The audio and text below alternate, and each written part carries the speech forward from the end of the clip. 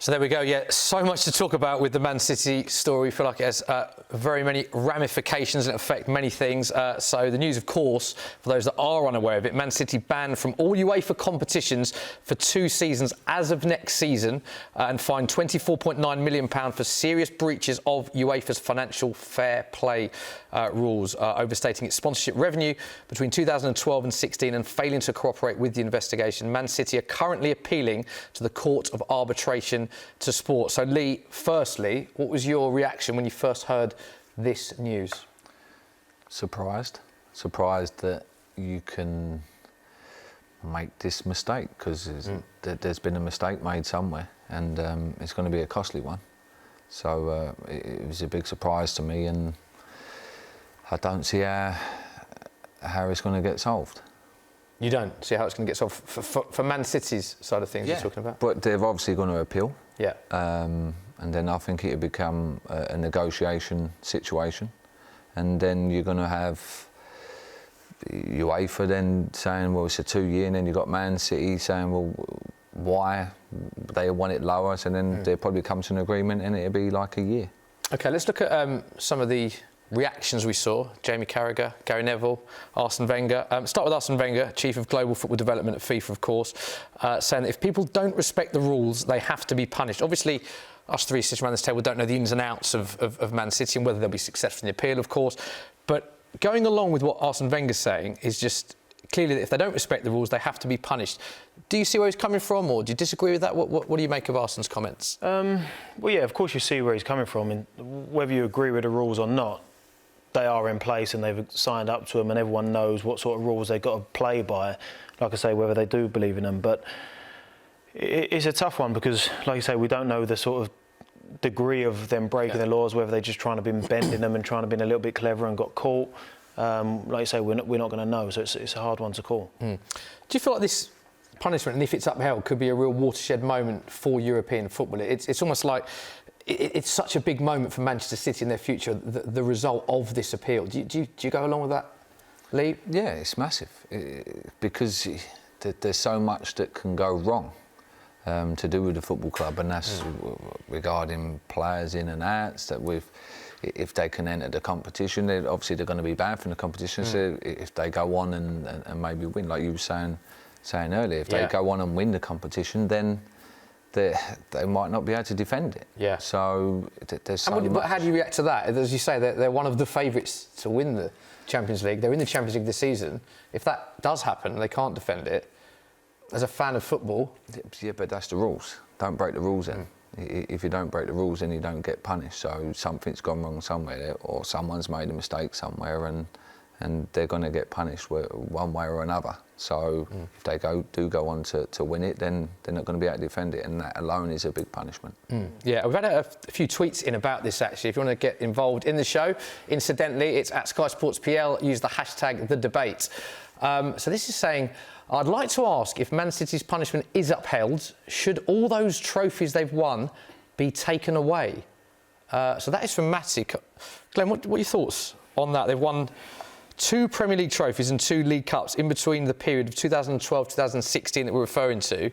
It's an interesting question from Matty there, but that would be a strong thing to do, wouldn't it, to take away trophies that they have previously won? It would, because the first thing I'd ask, well, why has it taken 4 years to realise that they've broken the rules? If it's been between 2012 and 2016, how often are they reviewing that people are actually living to the fair play? Because you don't do a review every 4 years. So, in my eyes, they can't have broken rules by a big degree, because you would have spotted it earlier. So, no, I think whatever they've won in that time, I think they should rightly hold on to, and obviously we'll see how guilty they feel by how strong they appeal it. If this is upheld, going on from that question that Matt sent in, does it taint in any way the trophies that they have won during that period? Well, how far do you take it? Like, how far do you want to draw it back? All we know now is that they've broken rules and they're going to get punished. We don't know the ins and the outs and how far you want to draw it back. But if you want to start taking trophies back, then is that the right thing to do? And you can punish them in a lot of ways. But I think at the moment you need to just see what comes of it first and see what Man City do moving forward. And how big is this Champions League campaign, Glenn, for Manchester City? Never won the Champions League, of course, still in with a chance this season. And bearing in mind, it looks very likely that your former club, Liverpool, are going to win the Premier League. How big is this Champions League campaign now for Manchester City? Well, I think it's bigger than ever. Obviously, a lot of players would have signed at City in the recent years with the dream of winning the Champions League. Like you say, the league's over. They've got no chance in the league.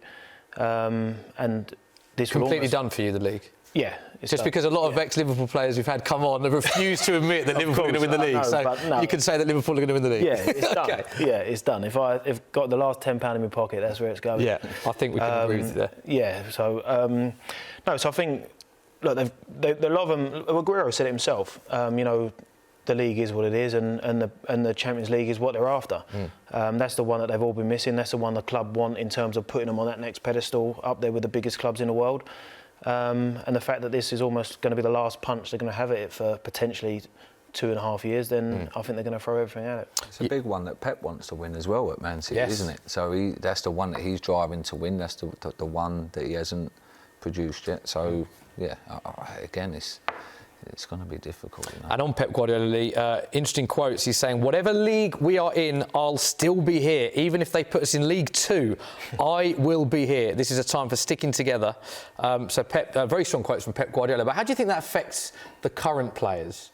I can give you some of the ages of some of the players. If the 2-year ban is upheld, by the time that following season starts, following the 2-year ban, Kevin De Bruyne will be 31, Fernandinho 37, Sergio Aguero 34. Yeah. If the ban is upheld, and as I said, we don't know what will happen there, how does that affect the current squad? Well, that's what I was saying earlier, that you're going to lose some players. You're going to. They'll definitely lose players for you. Yeah, I think they will. I don't see how... 2 years is a long time, isn't it? It's a long time. Does it affect the age of the players, you think? Yeah. The players in their prime now will be looking like... Because younger players might think 2 years, I can live with that. But if you're in the peak of your career and you haven't won a Champions League trophy, that will affect them a lot, you think? Yeah, and De Bruyne, he's 29 now, I'm guessing, yeah? So he goes on to be 31. So 29 is in his prime. Like, he wants to go and win more than what he's won at City. And then it might be a case of saying, OK, now in my time, I want to go and win this Champions League somewhere else. Yeah, I totally agree. I think it is all about... Every player's going to be in a certain time into the career. 2 years is a lot of football. And they could be at their peak now. In 2 years' time, they might not be. It only takes an injury halfway down the road, and then in 2 years, they're not the same player. But right now, there'll be a lot of big clubs with a chance in the Champions League, which would bite your arm off to take half of their squad. So I think a lot of them will get options that will open their eyes, and then I think when they sit down and realise how long 2 years outside the Champions League is, then I think some of them will be interested. It's worth pointing out with the quotes that Pep said, and we've heard reports of Raheem Sterling saying that there does seem to be a very tight-knit unity, and that the club are going to fight this and being together, that they're not... they're very confident in the appeal process. But do you feel if one player leaves, it could be a catalyst for others to leave? Have you found that in your career? If there's one person that may want to leave a club, it can affect others? Yeah, I think it does. But ultimately, everyone, like I said earlier, everyone's at different ages, different stages of their careers. Some players have not won anything, some have won loads. So I think it all depends on the individual. But if... Of course, look, I'd love to sit here and see the team be loyal when they all stay together and whatever, but the reality is their career's only so long. The ones that are coming towards the end that haven't won the Champions League, of course they're going to, if they get the opportunity to have another shot at it, they're going to want to take it. And with that said, do you think that'll affect players they potentially might want to bring in as well? Yeah, because players want to play at the highest level. They want to play and try and win the Champions League. They want to play at the top. And if Man City ain't in that competition, then it's going to be harder for them to draw in players, no matter how much money they're paying, that they want to play at the highest level. And even more so, with Liverpool dominating the league, and which they're potentially going to do for the next few years, you can't even dangle the carrot for the new signings to say, well, look, we're going to win the Premier League for the next couple of years, and let's just buy with us and stick with us, and then potentially we'll get a shot at the Champions League, because you can't even say that now, because Liverpool are the ones they're miles ahead of everyone at the moment. And not just looking at Man City, could there be long-term effects for other clubs? Because this is, as you said, your words were surprised when you heard the news of this punishment. Would this make other clubs fearful that if this does get upheld, that the same thing could happen to other clubs? Yeah, because, again, we're guessing, but if teams are going to try and bend the rules, like Glenn said, then this is be a big warning to them to don't even try, because if you get caught, this is going to be your punishment. I think if Man City get like a 1-year ban, say they cut it in half and they get a 1-year ban, then I think they've got a chance of keeping all their players. And because it'd be like, yeah, do you know what, we will stick together and we'll come through this and we're prepared for the second season. But, yeah. But big difference between that 1 year and 2 years for you. Big difference with that 1 year and 2 year, yeah. The other areas this potentially affects are the Champions League spaces, because if Man City do finish in the top 4 this season, which is highly likely, of course, and if their ban is upheld, then 5th place would be good enough to qualify for next season's Champions League. So huge incentive, potentially, for other clubs in the Premier League, Glenn. Yeah, of course. Well, obviously the clubs outside the 4 won't be looking at their daily job any different. They clearly want to be pushing for as high as they can, but of course, you know, you've got Sheffield United knocking around that sort of spot. You know, imagine if they got the job done, it'd be unbelievable, wouldn't it? I mean, we can have a look at the table. That would be a fairy tale. So Chelsea currently in 4th, which you know is definitely good enough for qualification for the Champions League. 41 points. Spurs, thanks to that late winner from Heung-min Son at Villa Park, 1 point behind Chelsea. But look at this. Sheffield United just a point behind Tottenham. Man United just a point behind Sheffield United. Wolves a couple of points behind Man United. So Everton and Arsenal in the mix. There's a lot of teams there, Lee. Yeah. There's a lot of teams. They'll be rubbing their hands together, won't they? And then you've got Arsenal, since Arteta's gone in there, I think he's turned them around and he's got them moving in the right direction. I like what he's done there, watching Arsenal now. And then Everton, obviously, they're on a run. You would Again, new manager, New manager, yeah. Wolves, a good side. Of those teams, then, which do you think are sort of best place? I think Chelsea are staying in the top 4. Okay. I think what Frank said last night made a lot of sense. They're creating chances. So you're not going to keep creating that many chances and not scoring and winning games. So I think Chelsea are staying there. And then I just got a feeling that Arsenal will just slowly but surely creep up there and Man U will push. I think it'll be the same faces. OK.